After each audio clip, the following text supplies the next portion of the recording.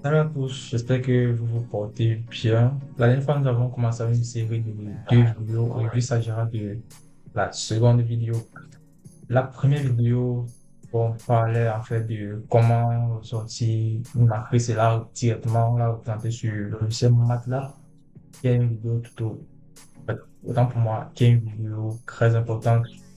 Et la seconde vidéo est tout aussi importante parce qu'il s'agira de représenter directement cette vidéo. En fait, de représenter directement sur le système d'équation sur le MATLAB.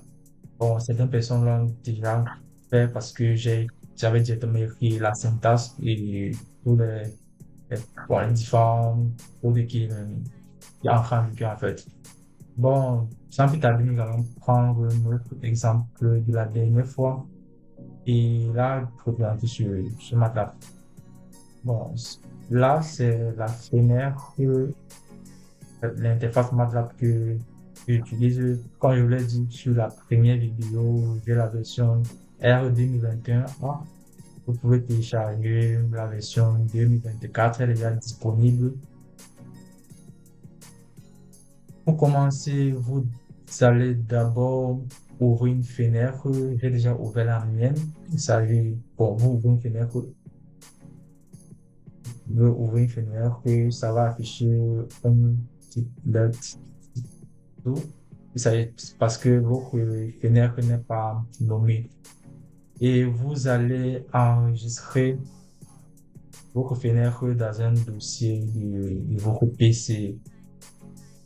Vous devez le faire pourquoi? Parce que à la fin de l'écriture de votre code MATLAB, pour pouvoir l'implémenter, le logiciel va vous demander d'abord d'enregistrer beaucoup fenêtre. Donc, pour pouvoir gagner en temps, c'est mieux bon, faites de l'enregistrer au tout début. Là, vous avez la commande Windows, et vous pouvez mettre le code CLC pour pouvoir supprimer tout ce qui a déjà été fait. Si nous commençons à écrire notre code, l'exemple que nous avons pris la dernière fois, il s'agissait d'un système d'équations, trois inconnus, trois équations, si je ne me trompe pas. Et je vous ai dit que vous pouvez suivre différentes étapes pour aboutir à un résultat concluant. Et c'est ces étapes que nous allons suivre pour pouvoir écrire nos code. Il s'agissait tout d'abord pour la première étape de donner la dimension de notre matrice pour la déclarer comme proprement dit, dire donc déclaration de la matrice. Notre matrice avait action n est égal à 3. Nous avons déjà la dimension de notre matrice. Maintenant, nous déclarons la matrice A, c'est la nôtre, est égal à 0. Parenthèse, autant pour moi. 0 de 3. 0 pourquoi? Quand je l'ai expliqué la dernière fois, j'aimerais que ma matrice ait initialement les coefficients 0 sur les lignes et les colonnes. Et je vais la remplir progressivement. Le remplissage est donc notre seconde étape. Le remplissage se fait par ligne d'équation pour ne pas perdre le fil et ne plus savoir où l'on se trouve. C'est pour cela que j'ai pris par ligne de remplissage, ligne 1. Je vais commencer par la ligne 1 et je commence à remplir ma matrice en disant A, qui est ma matrice, est égal à A d'abord, il faut pas oublier la parenthèse et je repère où se trouve mon premier coefficient de ma matrice. Donc, première ligne, première colonne, première ligne, première colonne, dit est égal à première ligne, première colonne avec pour coefficient 2. Point virgule. Pour gagner en temps, je vous conseillerais fait un contrôle C pour pouvoir copier, un contrôle V pour pouvoir coller, pour aller un peu plus rapidement. Il peut arriver que vous n'ayez pas juste 20, 40, vous pouvez avoir les 100 lignes de code et des méthodes pour aller un peu plus rapidement. Donc, nous sommes sur la deuxième colonne de la première ligne. Nous sommes sur la première ligne, mais la deuxième colonne, nous avons notre coefficient qui est égal à A. Nous partons sur la troisième colonne de notre première ligne qui avait pour coefficient 6. Nous avons fini avec notre première ligne. Nous engageons la deuxième ligne.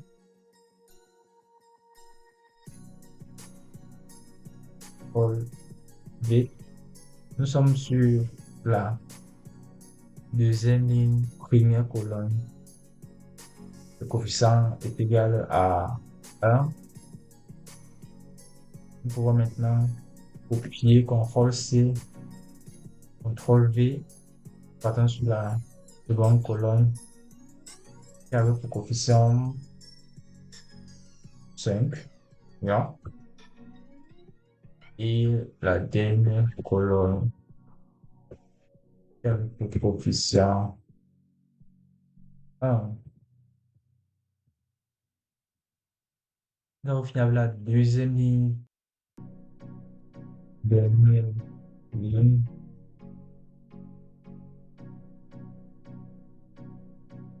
Comme sur la troisième ligne, première colonne, qui a le coefficient moins 3. Nous pouvons la copier et la coller. Nous sommes sur la deuxième colonne de la première qui a le coefficient moins 7. Nous prenons la dernière, sur la troisième ligne, troisième colonne qui a le coefficient 2. Là, nous avons fini avec la seconde étape qui était de remplir notre matrice. La troisième étape était la déclaration du vecteur de droite qui n'est tout autre que le vecteur B. On reprend la version de B en B. L'avenue grand B est un vecteur dont il y a une manière de représenter les vecteurs de MATLAB. Nous commençons tout d'abord par les crochets et le coefficient du vecteur B avec le coefficient 9,0.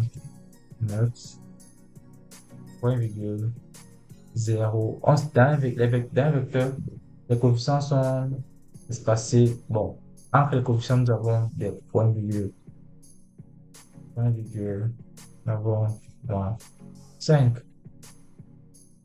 Point virgule. Nous avons fini avec la troisième étape. La quatrième était calcul des solutions.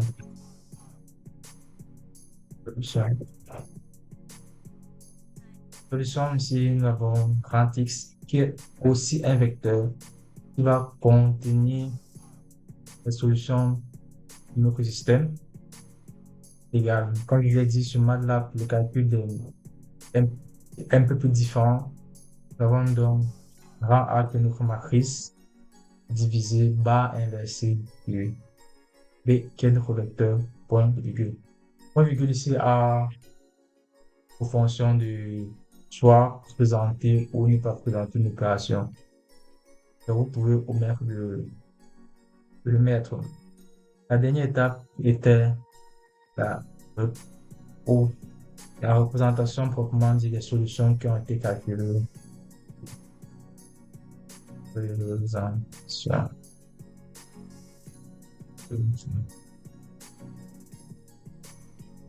Pour représenter les différentes solutions, elle est toute simple. Encore une chose, MATLAB fait attention à la casse.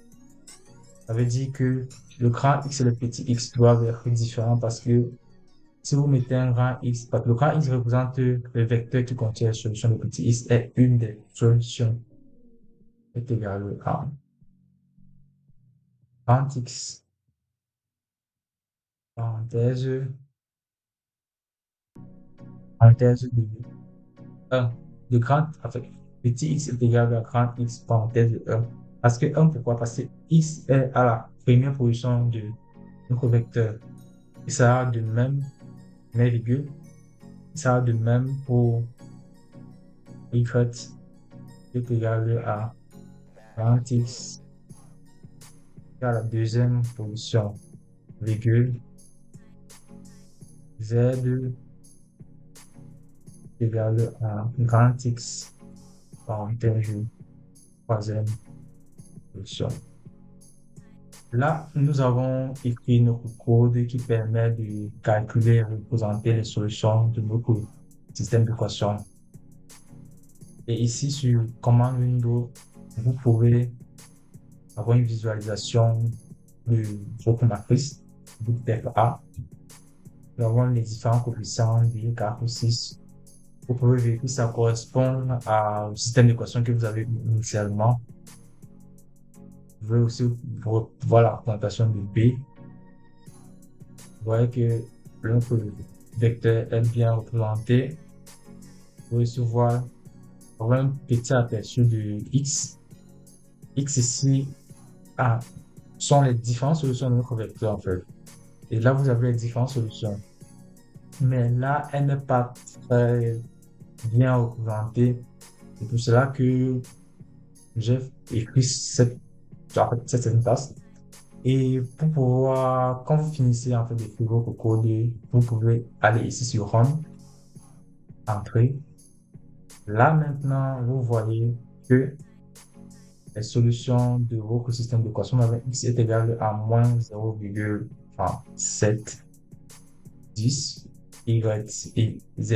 Maintenant, vous pouvez vérifier en remplaçant ces différentes valeurs dans votre système si elles vérifient le système en fait. Là, vous pouvez dire que les solutions sont bien adéquates ou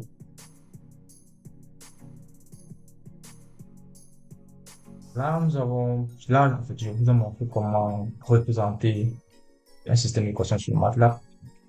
Elle est très importante et elle va vous aider pour la suite, en fait, parce que ce sera un système pareil que nous allons obtenir à la fin de la résolution de notre système mécanique. J'espère que cette vidéo va bien aider et qu'elle aidera un proche à résoudre un tel problème ou il pourra tout simplement l'aider dans ses études, en fait. Et je vous souhaite une bonne soirée. Et à plus pour la prochaine vidéo et une continuité de la résolution de nos problèmes. Ciao.